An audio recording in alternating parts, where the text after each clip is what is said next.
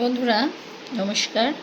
আচ্ছা বন্ধুরা, আমরা দুটো পার্টি মানে আমার আমার এই বয়সে আমি দুটো পার্টিকে যেতে দেখলাম, একটা সিপিআইএম, একটা তৃণমূল। বুদ্ধদেব বাবুকে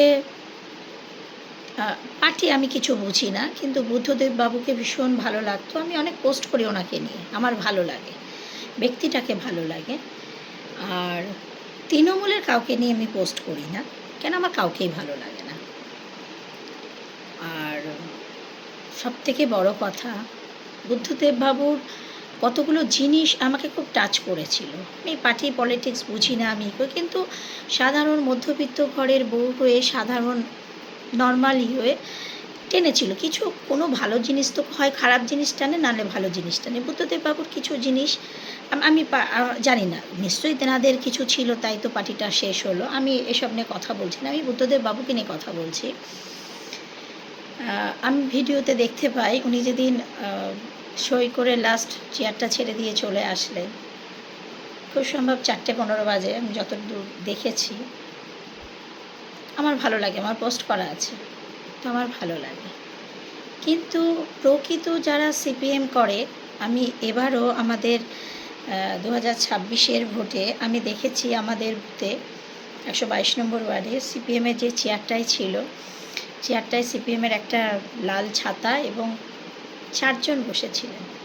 খুব বয়স, কোনো ইয়ং ছেলে মেয়ে ছিল না। তো আমি কাছে গিয়ে বললাম, আপনাদের মন থেকে শ্রদ্ধা করতে ইচ্ছা করে। সত্যি আমি শ্রদ্ধা করি।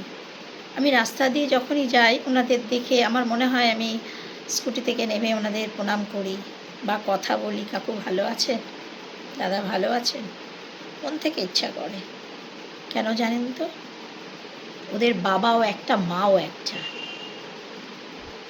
সত্যিকারে পার্টিটাকে ভালোবেসেছিল। তার জন্য সবাই যারা সিপিএমকে ভালোবেসেছে, আজও সিপিএমকে আঁকড়ে ধরে রয়েছে, শূন্য রয়েছে, থাকুক, কিন্তু তবুও তারা ওখান থেকে সরেনি। ওই শূন্য নিয়ে এগিয়েছে, একটা পেয়েছে, দুটো পেয়েছে, দেখা যাক না ভবিষ্যতে কী হয়। কিন্তু সত্যিকারে যারা পার্টিটাকে ভালোবেসেছে, বুদ্ধদেব বাবুকে ভালোবেসেছে, জ্যোতি বাবুকে ভালোবেসেছে, তারা কিন্তু পার্টি ছেড়ে চলেনি। কেন? ওনাদের চুরিও ধরা পড়েনি, ওরকম বাংলোও ধরা পড়েনি, কোটি কোটি টাকাও ধরা পড়েনি।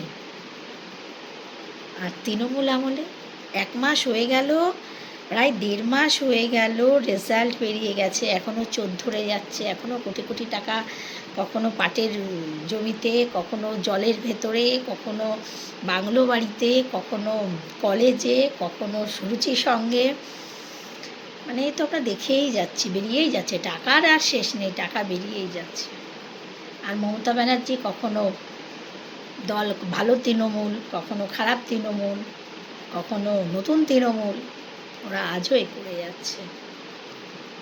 কেউ আবার বিজেপিকে ধরবে বলে ভাবছে। ছি, কোথায় মানসিকতা পৌঁছে গেছে! এরা এত খেয়েছে, তাও এদের পেট ভরলো না আরও খাওয়ার জন্য। আরে যা নিয়েছেন আপনাদের চলে যাবে, 10 জেনারেশন বসে খাবে, আপনারা থামুন থামুন। আর মমতা ব্যানার্জিকে ছোট করবেন না, আর নিজেরা ছোট হবেন না। প্রত্যেকের বাবাও একটা থাকে, মাও একটা থাকে, করবেন না।